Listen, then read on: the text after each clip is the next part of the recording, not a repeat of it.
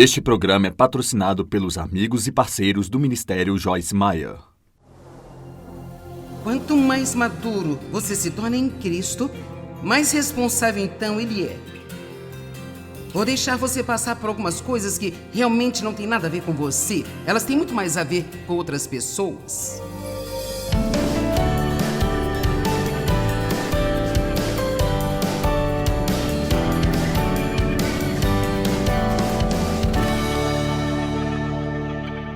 A palavra de Deus é semente.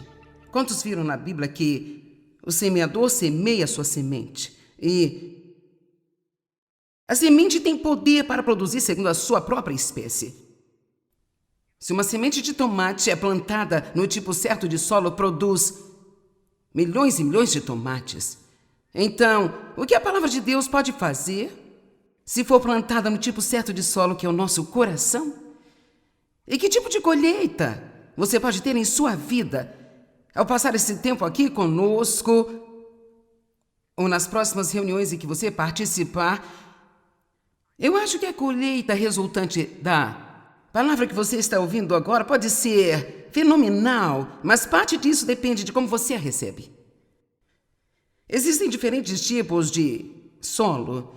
E assim, hoje eu quero encorajar você a receber a palavra com mansidão. Você verá que isso é o que Tiago diz, que a palavra tem poder de salvar nossas almas se a recebemos com mansidão. Isso significa que cada pequena coisa que você ouvir aqui hoje, você deve ter a atitude: cara, eu preciso disso.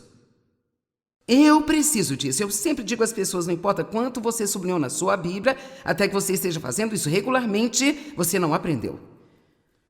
Se você é como eu gosto de sublinhar, e colorir, desenhar estrelas e fazer marcações e... Sabe, às vezes, se você não tiver cuidado, pode sentir orgulho de si mesmo ao abrir sua Bíblia e ter um monte de coisa sublinhada nela. Mas o que nós temos que ver é: eu estou vivendo isso? E não importa quantas vezes nós ouvimos a mesma coisa repetidamente ainda, precisamos delas. Então, nós vamos falar um pouco a respeito da história de Tiago. Em primeiro lugar, há 2 discípulos entre os 12 que se chamava Tiago. Essa epístola não é escrita por nenhum dos 2, sabe? Mas foi escrita por Tiago, irmão de Jesus. Tiago ocupou um lugar proeminente na igreja em Jerusalém e é mencionado no livro de Atos. E esse é o tema deste livro na Bíblia: é como ter uma fé viva, uma fé que realmente funciona e que produz coisas boas em nossas vidas e na vida de outras pessoas. Uma fé evidenciada por uma vida justa e um comportamento divino. A fé verdadeira manifesta numa vida justa e um comportamento divino. Deixe-me apenas lançar aqui que se todos os que se denominam cristãos tivessem uma fé viva, andassem de forma correta e um comportamento divino, as pessoas teriam uma atitude completamente diferente em todo mundo em relação ao cristianismo e aos cristãos, e a estas alturas estariam enchendo as igrejas para tentar ter aquilo que você tem. A sua posição na história, nesse momento agora, é tão importante.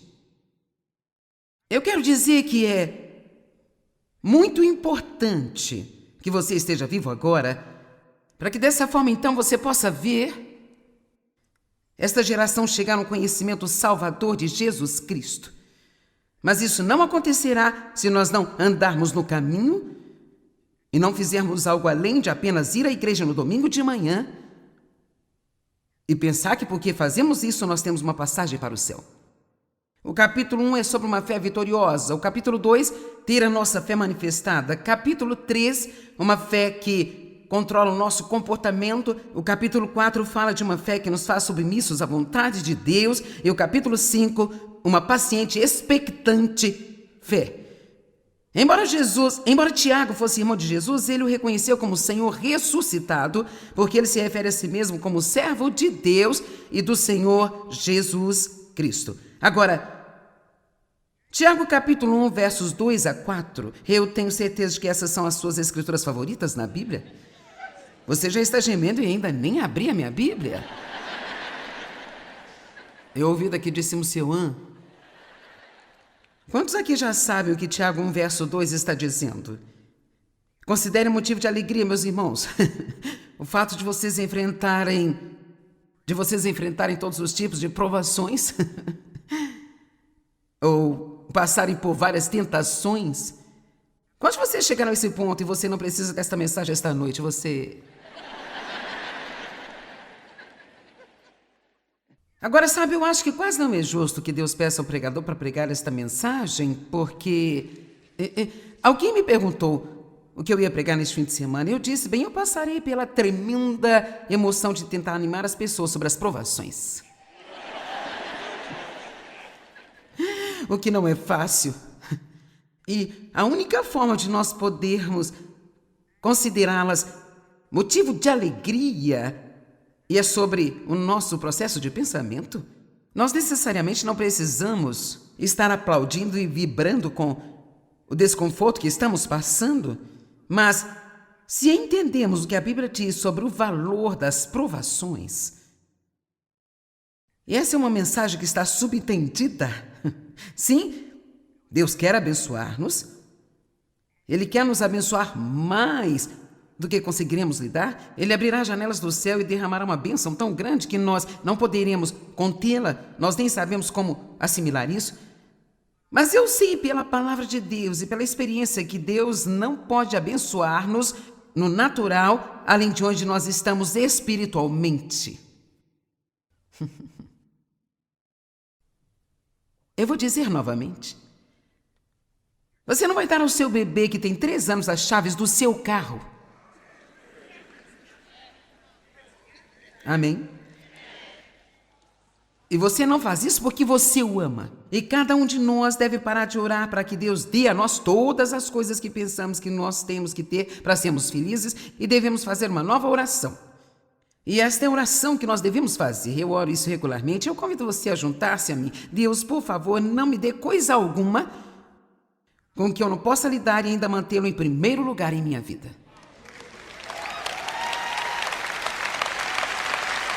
Amém? E algo que não ouvimos o suficiente em oração hoje em dia é: seja feita a tua vontade. A tua vontade. Nós realmente somos muito bons em dizer a Deus tudo aquilo que nós queríamos que Ele dê a nós. Mas Ele diz que dificuldades, provações e tribulações e coisas que testam a nossa fé, nós devemos considerá-las motivo de alegria. Por quê? Não porque façam bem agora, mas devido àquilo que pode causar em nós, se não fugirmos delas. E sabe, algumas coisas que você não pode se afastar, mas há muitas coisas das quais você pode. Amém? Eu tive um trabalho no ministério. Bem, eu vou te contar, eu estava em uma igreja a uma certa altura e eles não queriam que eu ensinasse o estudo da Bíblia em casa. Eles eram um pouco controladores e manipuladores também, então eu realmente não estava sendo tratada bem. E, cara, meu primeiro impulso foi: vou dar o fora daqui.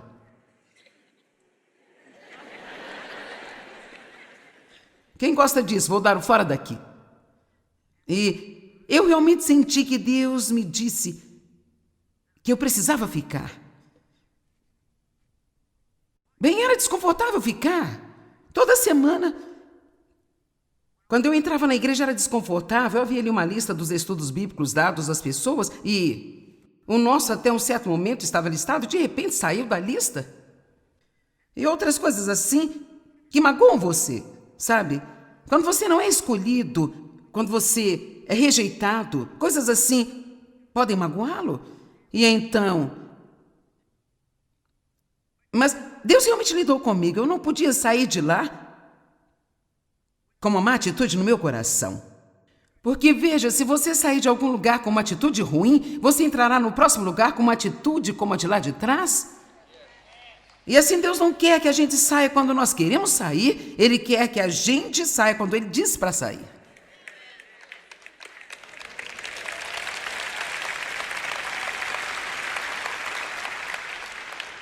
E então eu cheguei a uma situação em que eu estava naquela igreja em que eu trabalhei por 5 anos e Deus realmente estava lidando comigo sobre dar um passo e começar a fazer o que eu estou fazendo aqui hoje. E eu não queria ir. E eu fiquei lá por mais 1 ano ou 2, talvez, depois que Deus começou a lidar comigo. E eu digo uma coisa, as coisas simplesmente não estavam ficando boas. E assim você pode ir quando Deus quer que você fique, e você pode ficar quando Deus quer que você vá. E veja, nós gostamos de estar confortáveis. Eu não queria desistir dos meus amigos. Eu estava preocupado com o que as pessoas pensariam, que eu era ingrata e que eu estava cheia de mim mesma, que eu iria sair e ter um grande ministério agora e blá, blá, blá, blá, blá, blá, blá. Mas se eu não tivesse ouvido de Deus, então não estaríamos aqui hoje.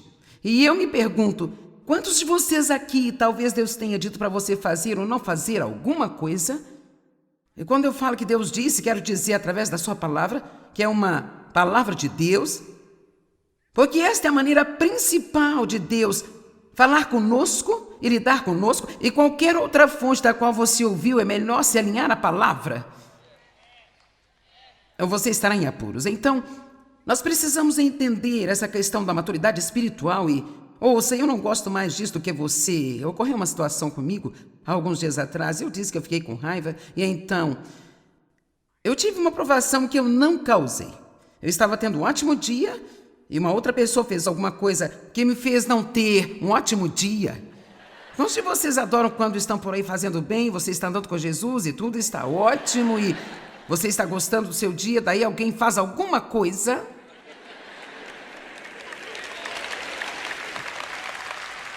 Bem, para ser honesta, provavelmente 70%, 80% dos nossos problemas são causados pelos outros. Por muitas razões diferentes, nem sempre significa que são todos, mas, sabe, então é melhor que nós digamos isso apenas para chegar lá. Mas esta situação em particular me levou um tempo e eu tinha que lidar com algo que eu não queria lidar, então eu tive que, sabe, fazer certas coisas, e então eu estava me preparando para pregar essa mensagem sobre estar alegre com essas coisas, e então eu simplesmente pensei, tudo bem, Deus, agora diga-me como isso vai ser bom para mim. Eu quero que você me diga no que isso vai ser bom para mim e o que eu vou aprender realmente com isso, como isso vai ajudar-me. E, na verdade, Deus colocou algo interessante no meu coração. Ele disse, isso não foi tanto para você quanto para outra pessoa, porque da maneira como lidei com isso, eu tive que fazer uma correção. E então, se eles receberam desse jeito, isso ajudará a eles a edificar o seu caráter e a fazer mais do que deveriam fazer. Assim, eu também poderia simplesmente contar isso e te mostrar para que você não precise descobrir por conta própria mais tarde, mas eu vou apenas dizer que quanto mais maduro você se torna em Cristo, então mais responsável Ele é. Vou deixar você passar por algumas coisas que realmente não têm nada a ver com você, elas têm mais a ver com outras pessoas. Vamos lá. Quero dizer, um caso muito bom seria o meu relacionamento com o Dave. Quero dizer, eu tinha sérios problemas quando nós nos casamos. E então, eles eram todos internos, então não começaram a sair até depois do casamento. Quantos de vocês sabem do que eu estou falando? Essas coisas só vêm mesmo depois do casamento, não é? Todo mundo mostra seu melhor comportamento durante o namoro. Eu nem sabia que Dave jogava golfe quando me casei com ele. Eu nem sabia o que era uma bola de golfe. Porque ele dizia que eu era realmente a coisa mais importante na vida dele durante os 5 encontros que nós tivemos antes do casamento.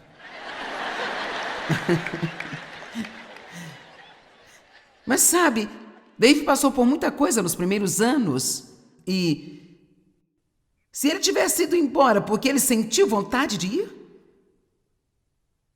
não estaríamos aqui hoje. E assim, o que quer que isso signifique para pessoas aqui hoje, ou vendo pela TV, é melhor você pensar 2 vezes antes de dizer, bem, eu vou cair fora. Talvez você precise dizer, é a sua vontade, Senhor? O que o Senhor quer que eu faça nesta situação? E eu não vejo tantos sorrisos quanto eu gostaria de ver aqui, sabe? E eu sei que tudo isso é doloroso. Não há nada que nós odiemos mais do que ter que passar por coisas, mas estão aqui e não podemos ignorá-las. Nós temos que aprender a entendê-las. Ele diz: considerem motivo de alegria quando vocês enfrentarem provações de todo tipo e passarem por várias tentações. Tenham a certeza e compreendam que a provação e a prova da sua fé trazem a perseverança, a firmeza e a paciência. Agora nós vamos conversar em alguns minutos sobre outras coisas que elas trazem, mas no final, vamos chegar a isso se nós deixarmos Deus trabalhar conosco. Sabe por quê? No momento de seu novo nascimento, quando você recebe a Cristo, a natureza de Deus é plantada no interior do seu espírito. Pequenas sementes de tudo que Deus é, seu caráter, todos os frutos do Espírito, está tudo em você. Acredite ou não, você é paciente. Mas é como uma semente miúda, pequenininha assim, ó. Enterrada em algum lugar debaixo da sua carne. E ouça isso, a paciência, o dicionário grego diz que é um fruto do Espírito que cresce somente em provação.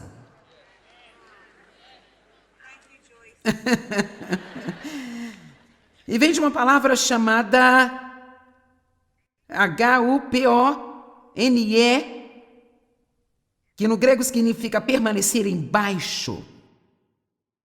Então a paciência não tem nada a ver com fugir, mas tem tudo a ver com ser firme, ser disciplinado, estar comprometido, sermos pessoas leais, indo até o fim em todas as coisas. Eu acho que todos sabemos que a primeira coisa que nossa carne quer fazer quando algo fica difícil para nós é desistir e fugir. Amém? Mas antes de nós fugirmos para o futuro, nós precisamos dizer: Deus, o que você quer que eu faça nesta situação? A paciência é como um músculo. A fé é como um músculo. Quanto menos você usa, mais ele atrofia e mais ele enfraquece. Mas quando você usá-lo, mais forte ele vai ficar. Quanto mais forte fica, mais você consegue usá-lo. Veja, Deus não quer apenas fazer coisas pra gente, sabe? Para ser honesta, às vezes eu fico cansada de ter que dizer às pessoas 500 vezes para que ouçam. Nós não somos muito bons em depositar nossas vidas e dizer: Deus, o que posso fazer por você? Apenas por um dia eu poderia esquecer a mim mesmo e dizer: Deus, o que posso fazer por você hoje? Você tem sido tão bom para mim, você não precisa fazer mais nada por mim para o resto da minha vida se você não quiser. Como posso servi-lo? O que eu posso fazer por você? Mas olha, eu te digo uma coisa, é muito desafiador pregar sobre sacrifício, sabe? E sofrimento, e estar em algum lugar onde você não quer estar, e esperar pelas coisas. Mas quer saber? Quando nós deixamos Deus trabalhar conosco em nossas vidas e nós seguimos em frente de glória em glória, vou te contar, dê assim mesmo alguns anos com o Senhor, realmente escutando a Ele, e você passará por algumas coisas. Mas você vai chegar num lugar em que as coisas que costumavam incomodá-lo nem mesmo farão a diferença. É como, veja, nós não precisamos de menos problemas, nós precisamos de mais força. Nós não precisamos de menos oposição, nós precisamos de mais caráter, nós precisamos de mais fé, mais músculos espirituais aqui dentro de nós. E nós precisamos poder dizer, como Paulo: eu posso fazer todas as coisas através de Cristo, que é minha força. Se eu estou abatido ao pleno, eu posso fazer todas as coisas através de Cristo. Agora, eu sei que dizendo isso, alguns de vocês provavelmente esta é a última coisa do mundo que você gostaria de ouvir neste fim de semana. E, felizmente, nós iremos continuar falando de outras coisas, como sua língua e outras coisas muito interessantes à medida que avançarmos. Mas eu penso que se você puder crer quando estiver passando por alguma coisa, e se você puder abrir a sua boca e dizer: eu odeio isso, mas acredito que vai trabalhar para o meu bem. Deus, eu vou lhe dizer agora, isso não é bom, eu não gosto disso, mas eu confio na sua palavra de que você vai trabalhar algo de bom em mim, como resultado disso. E assim, portanto, eu vou fazer isso pela fé em Deus, eu vou colocar um sorriso no meu rosto e eu não vou murmurar e não vou reclamar, eu apenas vou orar desse jeito. Faça o que você quiser fazer na minha vida. Amém? Agora, se você for para casa e começar a fazer esse tipo de coisa, eu não vou dizer que, cara, tudo vai ficar cor-de-rosa em 2 dias. Não vai? Mas chegará o dia em que você vai pensar: eu estou tão feliz por finalmente ter parado de fugir de tudo que era difícil para mim e ter aprendido a passar por tudo com Deus e então sair vitorioso do outro lado. Nós queremos ser conquistadores, mas não queremos ter que conquistar nada. Nós queremos ser vitoriosos, mas nós não queremos ter que lutar por coisa alguma. E nós somos tão negativos sobre passar por coisas. Eu estou passando por isso, sabe? Bem, a boa notícia é que você está passando. E você tem Jesus com você. E você vai sair do outro lado. E querida, quando você sai da fornalha, você nem mesmo cheira fumaça alguma. Quem poderia adivinhar, olhando para a minha vida agora, ou muitas de suas vidas aqui, o que você passou nos primeiros anos da sua vida? Quem poderia sequer imaginar algumas das coisas pelas quais você passou e onde você está agora? E você saiu delas e nem cheira a fumaça. Então, nós podemos pensar numa mulher que está grávida aí. Nós estamos grávidos, por assim dizer, de tantas coisas boas. Tantas coisas boas aqui dentro de nós. E uma mulher que está grávida, quando ela está em trabalho de parto, ela sente dor e alegria ao mesmo tempo. Sua alegria ao trazer uma criança ao mundo supera totalmente a dor, porque na verdade ela vai passar por isso novamente. Imagine isso. Eu tive 3. Na época em que te anestesiavam para ter bebês, e então eu corajosamente decidi ter o último ao natural. E meu bebê pesava quase 5 quilos. Cara, e de fato, as mulheres vão orar para o trabalho de parto começar. Alguns de vocês estão orando para que o seu parto espiritual comece? Alguém poderia ir para casa e dizer: tudo bem, Deus, eu estou cansada de viver por aí como um bebê chorão, para cima e para baixo, feliz quando as coisas são do meu jeito e triste quando elas não são. Estou cansada de ter meus sentimentos feridos e ficar com ciúmes e inveja o tempo inteiro. Eu quero que você faça algo de bom em mim. Deixe o meu parto começar.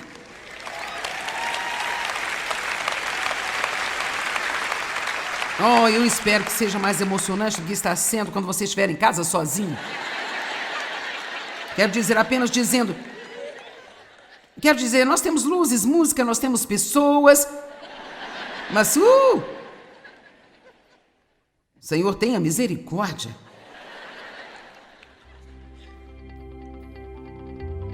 As provações trazem para nós muitas coisas, antes de começar a trazer as coisas boas que estão guardadas.